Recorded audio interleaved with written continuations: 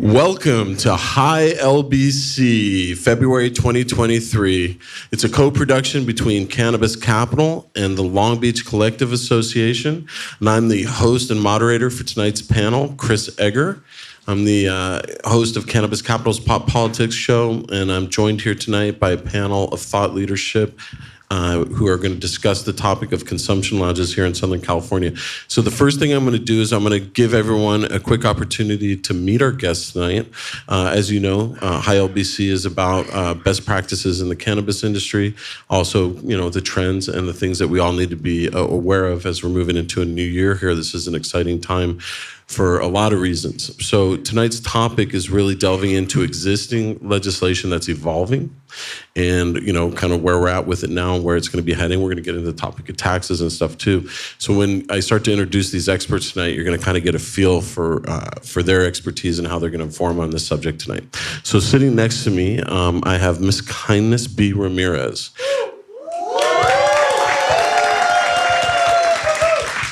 And Kindness, will you tell us a little bit about Club Kindness, about yourself and your professional background, and just give us a second to get to know you real quick?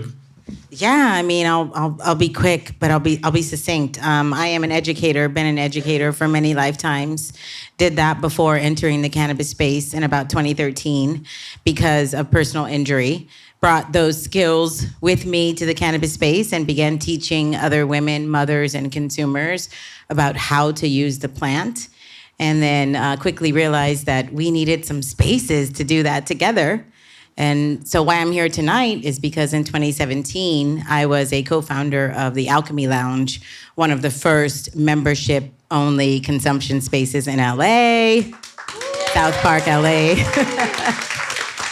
But yes, who I am currently is the CEO of Club Kindness, and we are a cannabis inclusive education platform. So still doing that same thing where we're just making sure the industry is responsibly trained and educated and bringing easy to digest information to consumers. Well, thank you for being with us tonight. And next to her, to my left, we have Maha, who is a representative for the Social Equity Mentorship Program through the Department of Cannabis Regulation in the city of Los Angeles, as well as being a consultant in the space. So Maha, can you just do us a justice of giving us a little introduction to you and your background? Yes, most definitely. Hi, y'all. It's Hi, Maha. Oh, man. So I'll keep it quick and succinct as well. Miss Kindness here is a huge inspiration for me. And, through her educating efforts, I founded a nonprofit called Canna Club. It is a cannabis student organization that started at UCLA, USC, and other SoCal universities, and now at 30 universities in 12 states. Thanks, y'all. Been working in the space since 2012. As soon as I turned 18, picked up a cannabis job. So if you're young, definitely start on the floor, either as a bud tender, as a brand ambassador. Highly recommend. Worked my way up and actually got to first work on consumption lounges during the City of West Hollywood's business license application round in mid-2018. I was still a college student at this time too, so it was really great learning the entire license application process as a student and even getting to meet the local officials like former Mayor Lindsay Horvath, who is now a county supervisor for LA. So since then, I worked at MSO, Green Thumb Industries. I worked for State House, Urban Leaf, and Harborside in head of strategy roles, head of retail marketing roles, primarily focusing on retail and lounge development. Got to open lounges in Illinois, working on some in Nevada, and also in West Hollywood. And now we are going to discuss the future of it. So we'll see what that holds. But thanks for having me. And thanks for being here.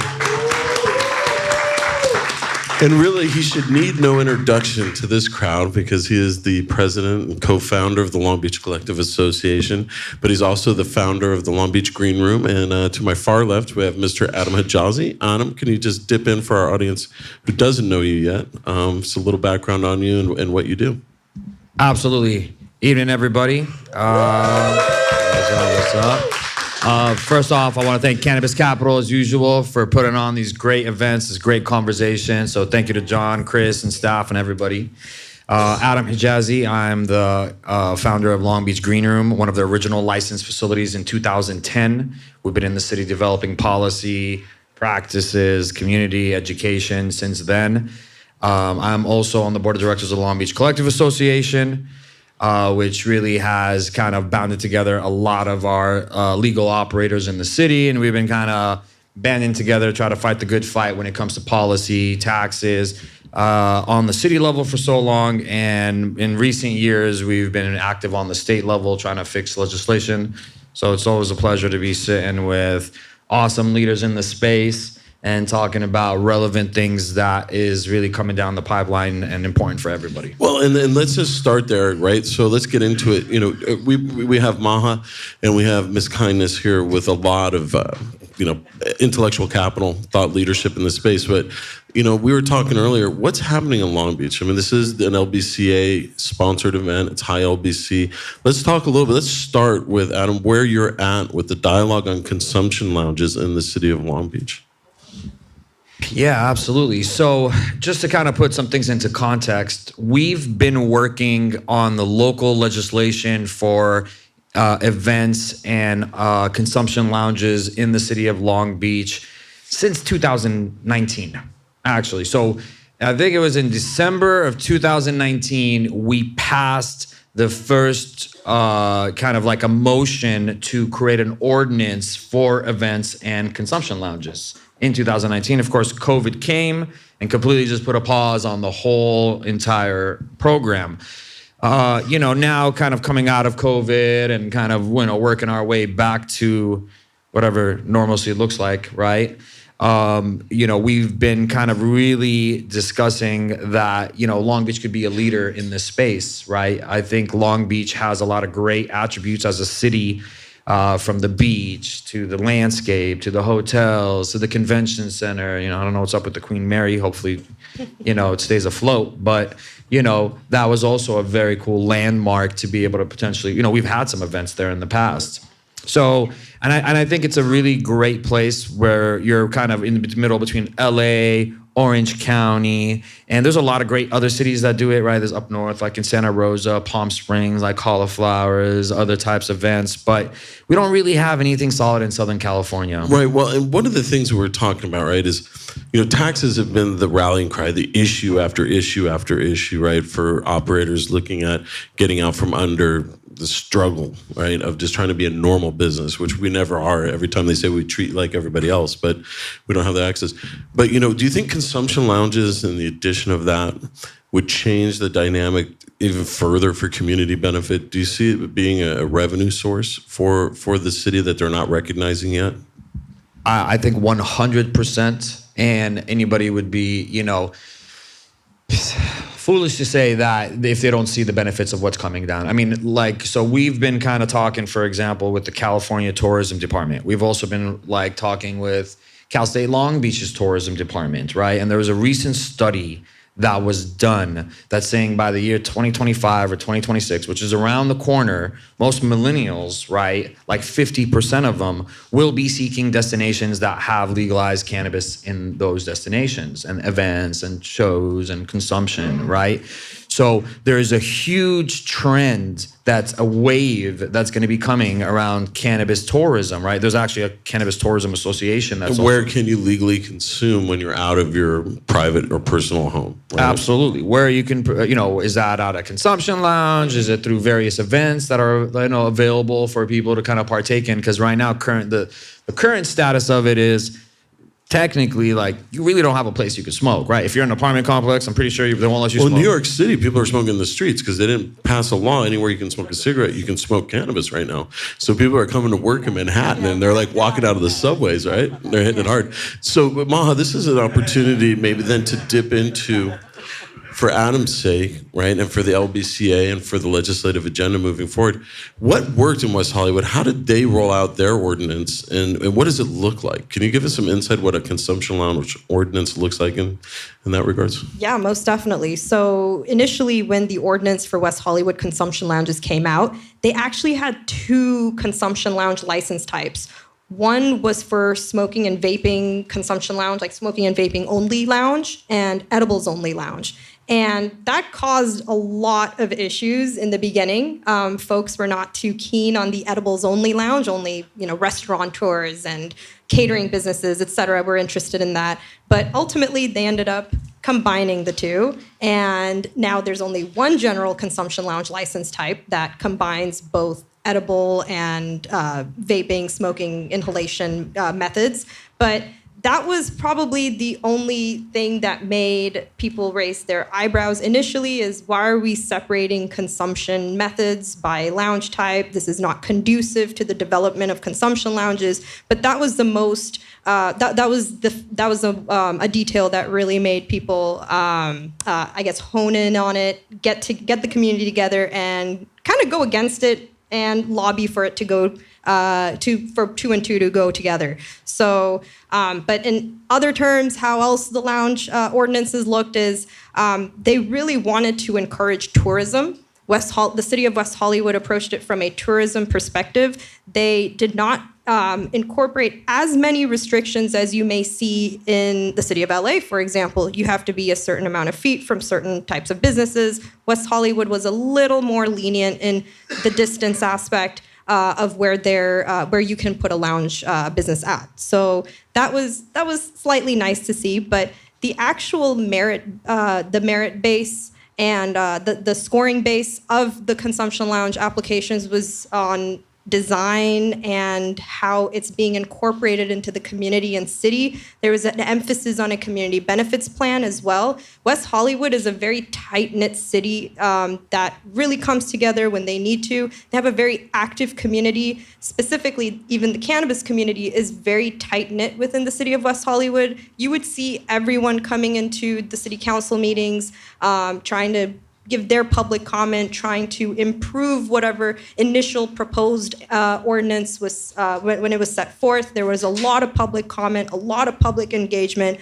There were many changes to the ordinance, but that was because there was a lot of involvement from the city. And I got to ask you questions too, because West Hollywood's kind of a little progressive, a little bit liberal, right? Like, I don't know if they banned cigarette smoking from like 40 feet from a door, right? But a lot of places have been like that. But question, was there like special infrastructure they required for like scrubbers, I've heard described, and air and ventilation, Oh yeah, they had, there were details about incorporating certain HVAC filtration systems for odor control.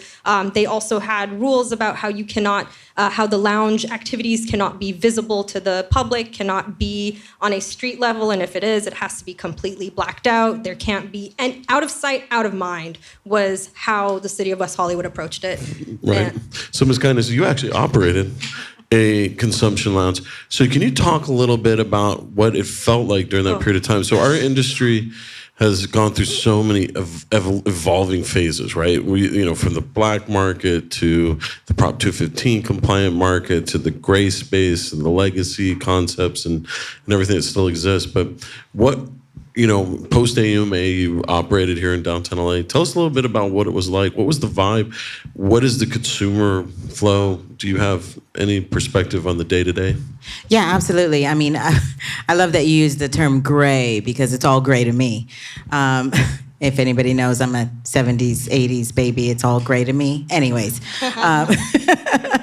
we were pre-licensing for any consumption lounge in West Hollywood, LA, or otherwise, actually, in 2016, 2017, when we actually opened.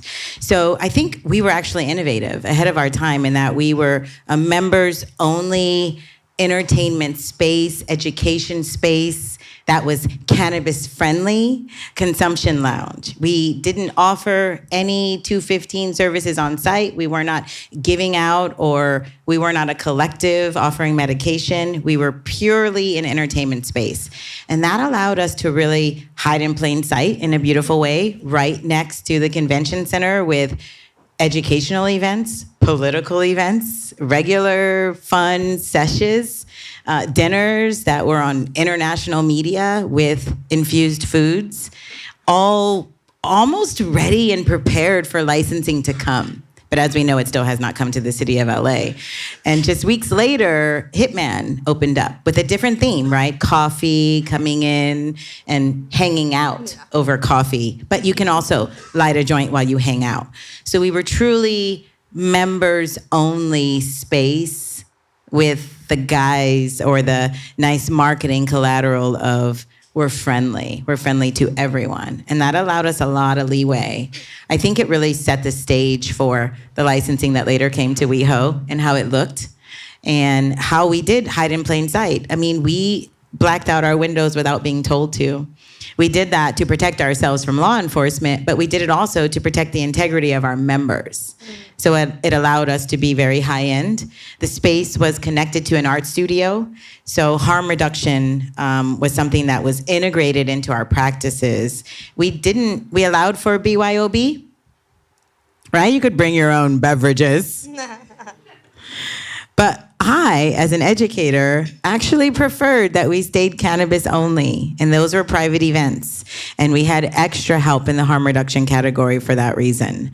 We'll talk, I think, a little bit about that mixing. We were at kind of precursed this conversation on stage with the idea of concerts and things like Cali Vibes is happening right now. I bet you there's a bit of cannabis being smoked in the city of Long Beach tonight. Am I right? So, all right. So this is a good time, Adam, then to get back into the idea. Dispensary operator, right? Can a consumption lounge be separate from a retail cannabis license? Would it require a new series of licenses to be issued? Could they pair them? Because I know in the city of Santa Ana, where they are now allowing them, if you are a dispensary operator with a Type 10 license, right, you can have a space adjacent. Do you think there's also room for other like social clubs and things like Ms. Kindness just spoke about?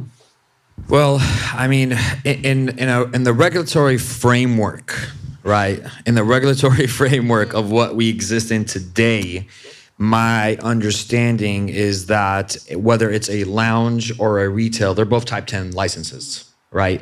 So the reality of having a consumption lounge without having a retail license is not possible within the regulatory framework, right? There's a lot of possibilities otherwise, right? But not within the regulatory framework. So you would have to have a retail license. And I think that the city of Santa Ana, they came out and said, well, any of the existing dispensaries, we're going to go ahead and grant you to have on-site consumption as well. So it's, there's a few, there's like a state bill that's coming that's maybe talking about some catering or other things. I don't want to jump. I know, I don't want to jump on that, but No, bring it in because that would mean you would be opening a restaurant potentially, or a coffee house or something, having food and beverage part of the consumption lounge experience. I think it's actually a little bit different. What I think the catering bill is trying to kind of capture is, for example, I'm a hotel, I'm a venue, I'm a wedding hall, I'm whatever it is, and that they can actually be able to purchase cannabis or gourmet products, depending like if you're a kitchen or if you make it, and then be able to sell it to an event, buying it from a licensed retailer. Yeah. So it's not necessarily like opening up a lounge. It's actually kind of blessing a facility to be able to sell cannabis for their event for that night by purchasing. Like a temporary event license. A temporary event license, exactly. Like it's an existing event space. So the way I read, and I don't know the number of it, but it's a Senate bill that just like over the past 48 hours, right? Yeah, by Matt Haney. Would you like, Maha, tell us a little bit about it, because I'm interested if I'm getting it right. But I thought it said that they're like Lowell Farms, some of these places, they have adjacent, they're next to a restaurant, but they don't have it in their consumption area. Yes. So in the example of the Lowell Cafe, which later turned into the OG Cannabis Cafe and is now the High Times Cannabis Cafe. So, yeah. Oh, man. But that used to be part restaurant, part lounge, part bar. They had parceled out their property in 3 addresses so they can allow regular restaurant operations, and then a inhalation smoking, which later got consolidated, a consumption area. And then there was a beer and wine not liquor license, but beer and wine licensed area. So you had your alcohol, you had your cannabis consumption in one place, and there was literally a paper partition. You know those paper partitions. There was a paper partition between the two, so you can kind of hop, skip, and go between the two. But you had to leave your drink in the bar, and then you can walk over. But then you take a puff from the joint, and then you go to the other part. You have your burgers and fries, which was severely overpriced, and then you go back to the bar, hoping your drink is still there. But yeah, and then They were ahead of their time as well. It was a process. So how does this legislation change that? So this legislation, if anything, just opens up the opportunity for jurisdictions to explore letting retailers have some aspect of consumption at the dispensary. Because right now at the dispensary, you can't even, besides not being able to do consumption, you can't even have live music at in certain jurisdictions. That's kind of crazy. You'll get a complaint or you'll get in trouble if you have live music playing at your dispensary. But this bill allows for jurisdictions to revisit that. It's not going to change too much, but it is going to allow the change to happen. Well, a lot of cities like to know that the state has put a structure in place, so all they have to worry about is time, place, and manner, so to speak. Yeah. The zoning side of it, not the operative side of how you conduct your affairs. But hey, that's a point. I mean, do either of you two have experience? I know I've been to Palm Springs, and I've been to consumption lounges that are associated with dispensaries there, and many of the dispensaries have them. And it's very successful, right? Yeah. People felt real comfortable there. Santa Ana, hopefully, will have a very similar.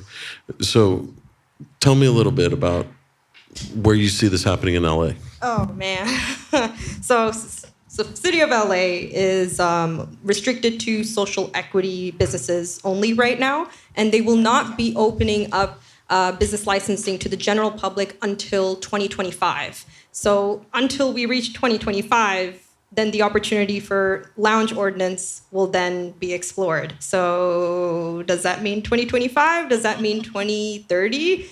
We do not know. But I use that as a benchmark that we can look forward to. 2025, I think that's when things will open up. But right now, there's no definite answer for the city of LA, unfortunately.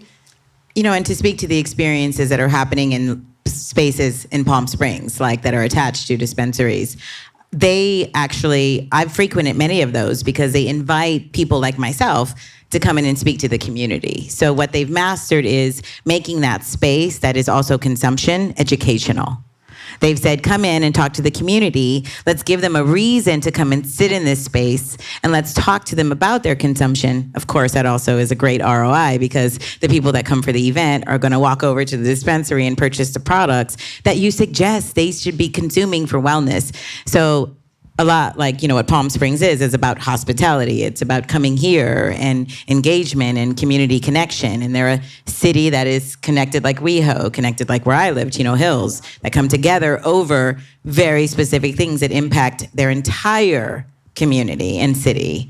LA doesn't have that advantage in that it's so large. Yeah. That's absolutely and diverse, right? I mean, there's just so many sections of the city and so forth. Do you have experience from Illinois? Which one of the two of you was talking about that? Maha, will you talk a little bit? I mean, how successful were they? Oh gosh. Okay. So Illinois, it's Illinois, and so I opened up the first consumption lounge, or what is considered as the first legal consumption lounge in the state of Illinois, in the city of Mundelein, which is a industrial suburbia 45 minutes north of Chicago. Is it near Waukegan? Yeah, it's on the way to Waukegan, that's for sure. So yes, it is near Waukegan, basically Wisconsin. So and that is the reason. The Fontana of Illinois. Yeah. So that's why, in part, it is successful because it is right next to a state that does not have cannabis legalized. Practically majority of the cars in the parking lot of the dispensary and the consumption lounge in Mundelein were Wisconsin license plates. So, of course, it was successful because of where it was located, and it's a limited licensed area, and it's industrial suburbia that is sleepy, that is tired, and could use the cannabis tax money to develop and flourish their weird suburbia. No shade to the city. Did she just say weird suburbia? Because I live in weird suburbia. Hey, man, it's not next to Waukegan though, so I think Chino Hills is still fine. But this is Illinois. Illinois is such a controversial state in how they rolled out their cannabis program. So, and of course, having experience with one of the largest MSOs, they saw value in limited license markets. And of course, the lounge was successful. It was so strategically located. They saw so many people in every day. Sometimes they'd see 2,000 people a day, and on a regular basis. It's not even on a good day. So would the dispensaries see the same amount of traffic without the consumption lounge? Yes, indeed. Without the lounge? Without the lounge, yes. It was pretty... Did it amplify then with the lounge? Yeah, it did give a spark of amplification, whatever. It did not show big numbers, big leap in numbers, but you had that loyalty. The regular customer became even more regular. They started purchasing more. Your ADT and UPT were increasing, but the number of people was gradually rising. But it was really based on how much the customer, the regular customer, was spending, because you had that additional perk to that dispensary experience. So, on that note, I do also get, this question, do we really need retail to be adjacent or associated with the consumption lounge? With that example, yes. We're seeing in the state of Nevada right now where, my former employer also has a lounge license in Las Vegas. We're seeing that Nevada is separating the consumption lounge from retail through an alternative lounge license type, which is lounge-only license, and they can only serve single-serve products, and they have a whole slew of rules So they still technically are dispensing, but only in small incremental, use in the moment. Yes. You can't leave with a quarter ounce and only smoke a couple grams out of it. You can't take any of your products home either. That's in contrast to what we have in the lounges over here. We can purchase our product, put it back in an exit bag, and then take it home. But in Nevada, it's much different. They're trying to steer away from lounges being operationally dependent on retail. However, there are huge hurdles coming their way. The independent lounge license type operators, they got a lot of hurdles coming for them because they are not associated with retail, but they're gonna we're figuring it out. Right. Well, it requires bodies in the room, and so that's one of the things I want to touch on, and maybe Adam, let me get a little bit of this out of my thinking on this. So, Cannabis Capitol just recently came back from Phoenix hosting a Super Bowl event at a cannabis-friendly venue, right? And they have a rooftop lounge, and they have rooms there that are designated for smoking, right? And they have a license, I guess. And the city of Phoenix has been issuing these licenses. Maybe they were the first. It was definitely the first hotel in the state. But I struggle with this because, if tourism is a big thing and you are a tourist, and I know in Colorado they struggled with this from day one, and it's probably everywhere, except New York apparently, where it's legal to smoke anywhere you can smoke cigarettes, is that, places smoke. So do you think hotels in Long Beach are going to get behind the idea of supporting this with the Long Beach Collective Association, the idea that giving the guests the opportunity to have a designated space that could be serviced? They don't have to sell cannabis, but to allow it? I think the short answer is yes. They will. Here's the reality. It depends on the hotel, right? If you're a big corporate chain, you're around the country or internationally, the type of approvals for your hotel to be able to do something is going to be completely different than if you're kind of like an independent chain or a few of them where boutique property, for example, but I think really, with what I was kind of saying a little bit earlier, as cannabis tourism becomes more obvious that, people are going to be doing it, those types of venues are going to follow the money. And they're not going to want to be left behind. Right now, they don't feel like they're left behind because they stuck on the liquor and the booze and the beer, right? This is what they want to do: events, beer, alcohol, and it's a primary source. But when you talk to them, they know that their guests that are staying, cannabis is a much more important factor in regards to, the guest experience or whatever products that they're looking for. So I think that once they pick up on it, they will be jumping all over it because there's a share from tourism that they do not want to miss out for the next hotel chain that's willing to do so. And I think that type of consumption, not necessarily competitive, it's actually, hand in glove with a dispensary model, right? So Long Beach has 20 available dispensaries, and if a hotel had a consumption area that was designated and it could be serviced by delivery, right, by any one of those various locations, it seems like it would make sense. And, for me, that's where I struggle with this. I know there's no common sense involved in cannabis legislation and what they're doing. The other side of that is concerts, right? So we were talking about this, we've had the idea of the synergistic effect of cannabis and alcohol taken together. The state's trying to bubble wrap everyone's, adult choice life and make sure that they don't make any big mistakes.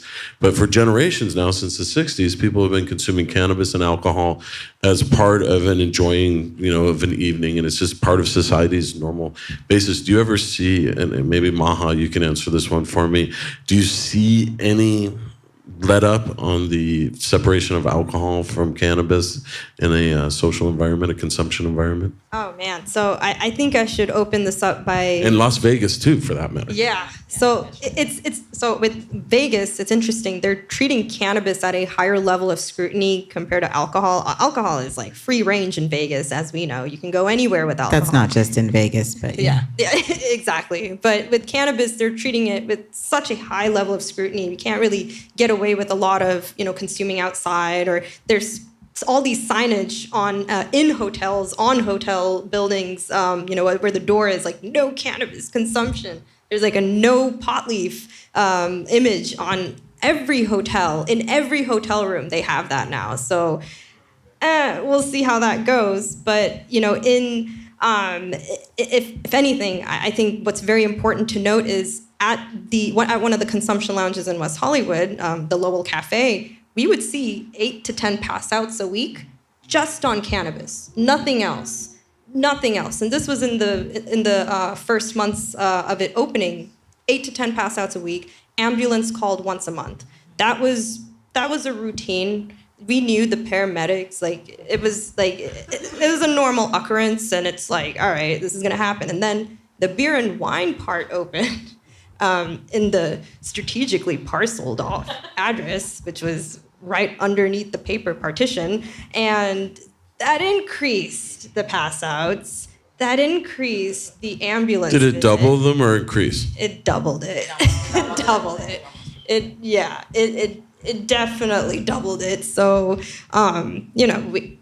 responsible use and consumer safety is often overlooked in a lot of training and development programs at some of these businesses, and just being cognizant of responsible use and consumer safety is what you need to not have those pass-outs, to not have those ambulance and paramedics be called a couple times a month. So, with that being said, it's interesting because that's such a concentrated and focused environment where you're going to eat and you're sitting at a table and you're consuming, concerts, right? It's happening. And we were talking, but, the revenue stream, the civic revenue stream that would come from the sales tax, from the sales of cannabis products. So basically venues tolerate cannabis coming into their venue.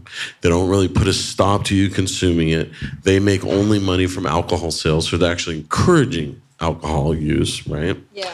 And they're missing out on these revenue streams, and it just seems to me like, So I feel like it's more controlled in a concert venue as opposed to exactly. Like it's more controlled in a large venue space, the Palladium or the SoFi Stadium even. This alcohol sales, alcohol options, way more regulated than what it was in the cafe. So the fact is alcohol is regulated and it's legal. That's the basic fact here that like you spoke about earlier, Adam, about like larger chains. Hilton is subject to a much larger chain of responsibility. The federal regulatory environment always exactly impacts everything that happens, especially in nightlife. But I do want to speak to the fact that we have been getting cross-faded for thousands of years, right? Because you alluded to that. You talked about that. You were like, wait a second, we kind of know how to handle this. They say it's adult use. It's adult use and it's adult choice, but why can't we make a choice? So we're not going to go down that libertarian path, but we are going to talk about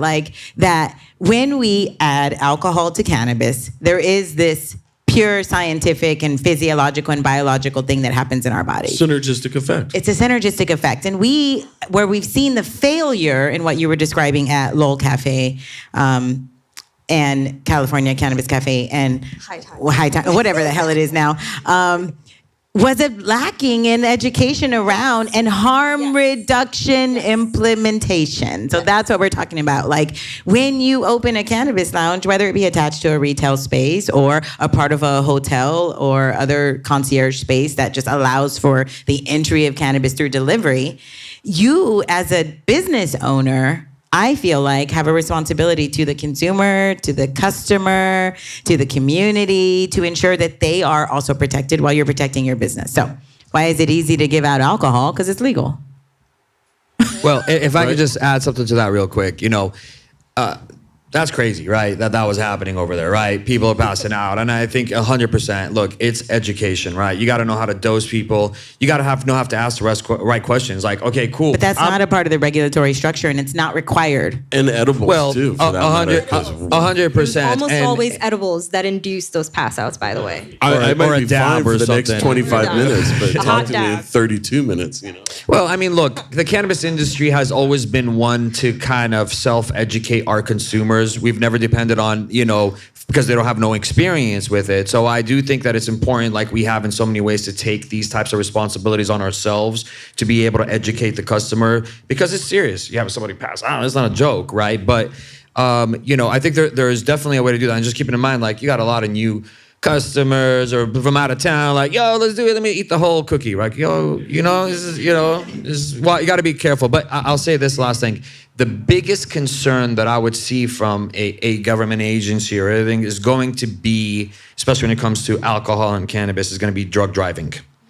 Right. So the biggest, like right now, the biggest thing, well, we're going to have more people smoking weed and driving. I'm like, well, it's kind of already happening. But, and now bring in alcohol. So they don't understand that. And they don't understand. Onset of edibles on the way home. Yeah. A lot of different things that can come into play, and that's going to be a lot of the responsible safety use, measures. For sure, is something that I think we all can agree is appropriate. I mean, we're all, this house, you know what I mean? We all seem to have that down pat, but right, there's a lot of nuance to someone brand new to it who's never experienced it.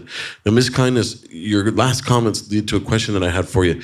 Let's just say that Adam says, they're gearing up to do just, consumption lounges here in the city of Long Beach. You incubate people as business people, right? What are like maybe 5 things that people should be thinking about as a consumption lounge operator? You mentioned one, so we've already knocked one down, which is educating your employees on consumption and the potency and effects and proper management of that element. Is there anything else you can think of that would be relevant for this audience of professionals? Yeah, I mean, I think offering the opportunity for continued education should be a part of your programming at any consumption space, any public consumption space. I joked earlier with John tonight. I was like, you should put up signs that say, like, getting a contact high is inevitable here, right? How do we make that a part of our marketing? How do we make sure that the people know they're about to get a head change? Because we had a members only lounge where people came in sometimes to work with their laptops because they were right across from the convention center. And then they would bring with them, because we allowed for BYOB, like their own beverages to drink. And sometimes they were alcohol. Immediately, because of our concierge services, and I was a part of a harm reduction policy, we were like dialing in what's going on here, how are they moving. I think that it's really, really important for any new operators, any staff members of any cannabis touching or adjacent new companies, especially consumption lounges, they need to have their staff just go through a basic Cannabis 101. I will say here tonight that I'm working with UCLA on a cannabis workers survey right now. And what we've learned already very early in the survey is that there is no training happening for cannabis businesses of any type, retail, cultivation, consumption lounge, or otherwise, around the actual plant, history, science, and biology of it.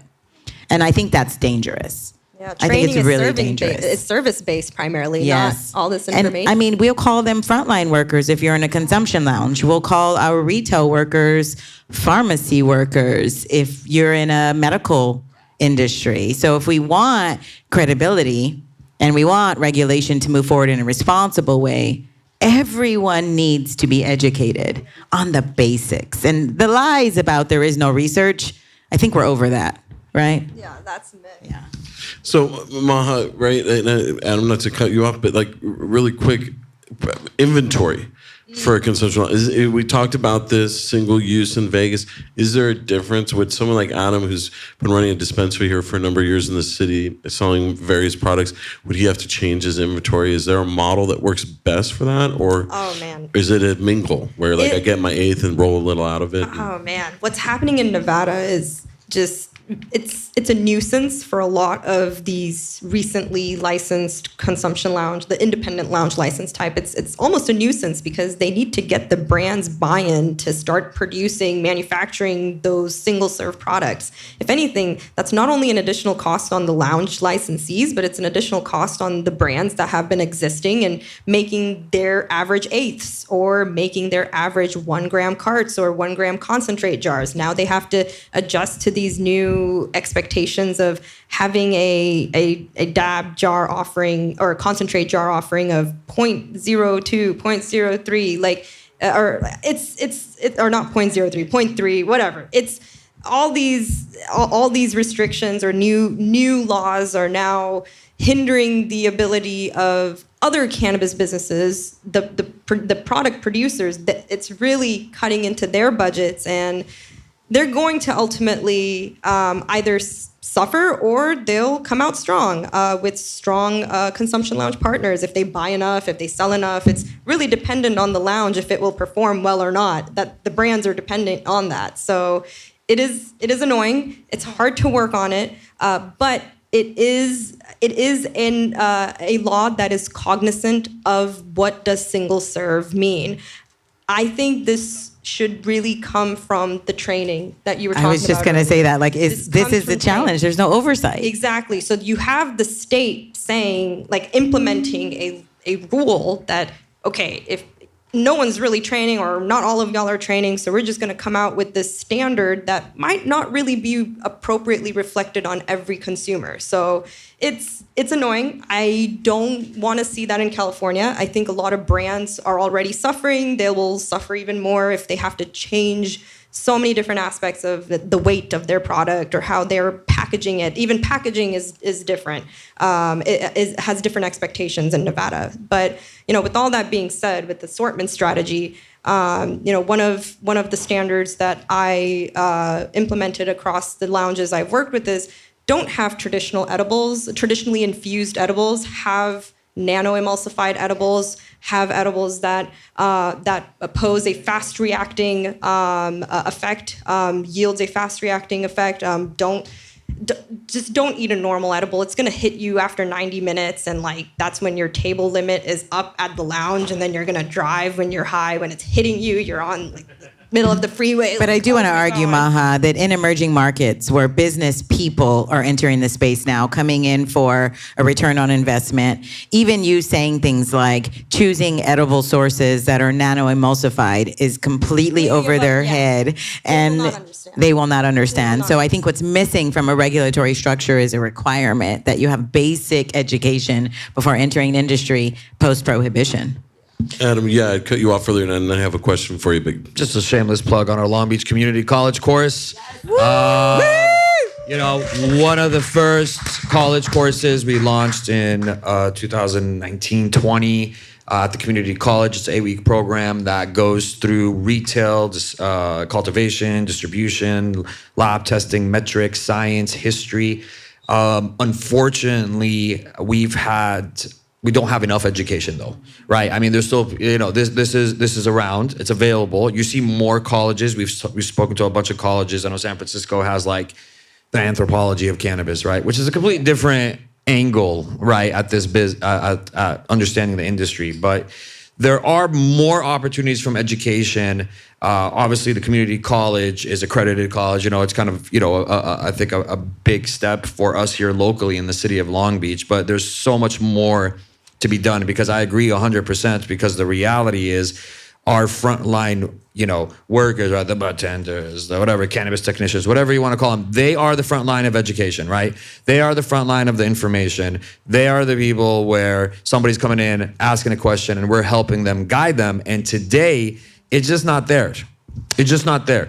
There, these big companies and different things like the understanding and being able to kind of push that. There isn't a concentrated effort, and there are no requirements for education. So, I mean, we pride ourselves that we do have this, and we've had hundreds of people graduate, and we know so many of them are now in the industry and probably the better, most hireable folks out there because of that training. But there's still so much work that needs to be done on that level. Right. So, to that now, this is as we get to the close of the talk here. We've got a little bit more to go. But Adam, this is the Long Beach Collective Association membership and our extended family here in the industry and stuff like that. What do you think it's going to look like in Long Beach for getting this moved forward and getting this agenda on point? What should people be looking to support or add their, voice to? So there's quite a few items that are coming up right now. I think what will it look in Long Beach? One, our goal is to allow for consumption lounges in dispensaries, right? That's our number one goal.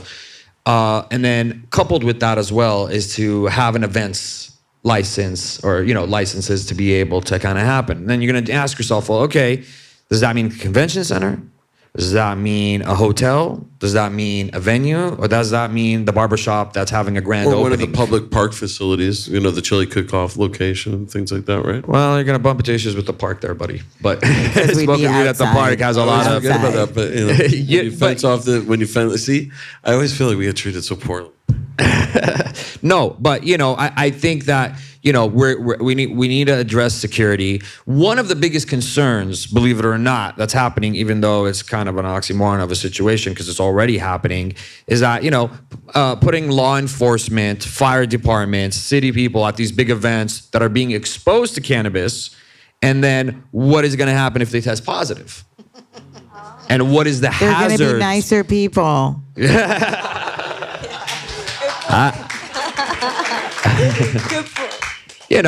I mean, it's these things that you don't necessarily kind of just jump at you as a concern, but now all of a sudden you're gonna have a whole city that has to have, because they're all unionized, right, in the back. They got to do all these different. They got to change some things, right? So like that, and then you would think it would be other things, but that's actually an issue to consider. I mean, if we really simplify that, though, right? Like, just imagine this real life scenario where you are hotboxing a space like this one, and then the fire department does need to come, and one of them has a highly sensitive endocannabinoid system, and they actually get intoxicated from entering this space. And now I need you to save my life. So these are very real concerns. Or they also get a random drug test the next morning and lose their show job and positive. pension and families and homes and all those things that happen to It's funny. us every day. The Oakland Coliseum, when I used to go to Grateful Dead shows in the late 80s, right? The police officers who were there, they were Alameda County sheriffs, and they would sit, and they were all near retirement, and they would all sit at the top of the venue in the last rows. And they're like, oh, yeah, man, it's the most mellow thing we could do. We could just come watch Grateful Dead. We said, but they used to get hotbox. And it's real. My dad's a Vietnam veteran, former police officer. That comes up a lot in my talks, being a very liberal person that I am. I grew up in a cop's house. And I grew up thinking that, drugs were as bad as crack. Like, weed was dope. And now, as a retired Marine, he still has the same concerns, though, about losing his veterans benefits behind choosing something that feels You can tell legal. them that the VA has blessed it, right? I've told Amen them. to that. And they're also working on And doing I've gotten some them high. real studies, about PTSD. So listen, guys, we are reaching the end of our show tonight. But one of the things I like to do as a host or moderator is to say, did anything occur to you tonight? I asked some questions. That's awesome. But is there anything you would like to just, reflect upon as we close out the night? And then maybe we could see if there's one or two questions from anybody in the audience, if there was. But is there anything you wanted to add to the conversation that came up? Yeah, I think it comes across really clearly, my intention, every time I talk. And every time you give me the mic, I'm going to talk about the importance of educating consumers and the workforce, because it's just so important to the credibility of this industry as we move forward to legalization. I'm a big fan of decriminalization, period, not rescheduling, completely descheduling and decriminalizing. And then making sure that we're just educating the general public about all this new tech and wonderful, wonderful products that are coming to the market. But yeah, like nano infusion, fast absorption, bioavailability, milligrams, all of that. So yeah. Beautiful. All right. Well, we're here to talk about the future of social cannabis consumption, but we've been doing this for thousands of years. Our past, our present, right now, we are socially consuming cannabis. So let's just keep consuming, keep pushing the consumption of this plant, within our community in social settings. Acceptance, normalization will follow with efforts like this right now. So yeah, the future of cannabis consumption, the future of social consumption is now, was then, and is going to happen. So thanks, everyone. Absolutely. So, I mean, if I want to point out something, right, and maybe this is for any government agency, City of Long Beach folks that are watching or will be watching, people shouldn't govern with fear in regards to cannabis, right? I think that, we've been through enough as a society before legalization to kind of understand. I'm still very big also on harm reduction. You got to be careful, right? I'm with that, but we shouldn't govern from fear. And right now, I will say that Long Beach has one of the better regulations in the state of California, right? From its business environment, we don't have 2 minutes favoring and play and bullshit and whatever you see in some of the stuff that happen in LA and other places. Y'all don't even want to know what's happening there. Yeah. So I mean, right now we're really working on this cannabis consumption events, consumption lounge and events. But before we can get through that, we're also working on a tax reduction item right now that's coming to the city of Long Beach. So I think it's an extremely important conversation that taxes are being addressed because it does affect how people participate within the legal cannabis market, especially in today's economy, the different things that are happening. It's relative, especially when you're hitting 40 plus tax rates. So I just, another kind of plug, like, guys, follow the LBCA. We have we feel very strong that pretty soon here we're going to have an agenda item that's going to look at tax reduction. And part of their biggest concern is that we're going to lose this generation, the generation of revenue for tax revenue if we lower taxes. But one thing that their calculators don't calculate is that if you're making it more affordable, more accessible, more people will be able to participate. And then if you couple that with the lounge and consumption lounges, there's another opportunity to further more taxes, more jobs, clean up the industry and make it more where it can able to kind of flow within each other because it does have the capability of doing that. So I think that's really important. Anybody, because what's happening in Long Beach affects other cities. We were one of the first cities in 2019 to lower taxes. We did a big effort on the state a couple of years ago. We're also working on the state level right now. So, get involved, listen up, don't sit on the sidelines. If you care about this industry, if you're in this industry, trying to make a living off this industry, it's broken right now and we got to fix it. And the only way we can fix it if we have a loud voice and put the egos aside and the money bullshit aside and kind of take it back to an advocacy level of fixing our state, or let's just do a ballot initiative. Right? What a beautiful way to activate the community, though, right? You can activate the community in the consumption lounge. Hey. Right. Well, and that's something we've talked about, right, with dispensaries and statewide legislation being able to have get out the vote capability through their customer database. If you're a cannabis consumer, you're a cannabis voter. Hey, listen, did anyone want to ask a question of anyone on the panel here tonight? We got time for maybe one quick question if anyone had one, right? If there's 17 arms that just shot up right now, I'd see if we could. But anybody? Going once? Going twice? Anyone? Going thrice? Anyone? All right, so listen, thank you so much for being part of February 2023, the High LBC. We'll be back next month. We're going to be a week off the date because we're going to go dark on the third Friday for St. Patrick's Day next month, right? So we're going to be a week off of the date, but we'll definitely be back in March. Once again, thank you to Cannabis Capitol, to the Long Beach Collective Association, to our panel of leaders and experts, and to you, the audience. Thank you so much for your time tonight, and we'll catch up with you soon. Thank you, Chris. Woo.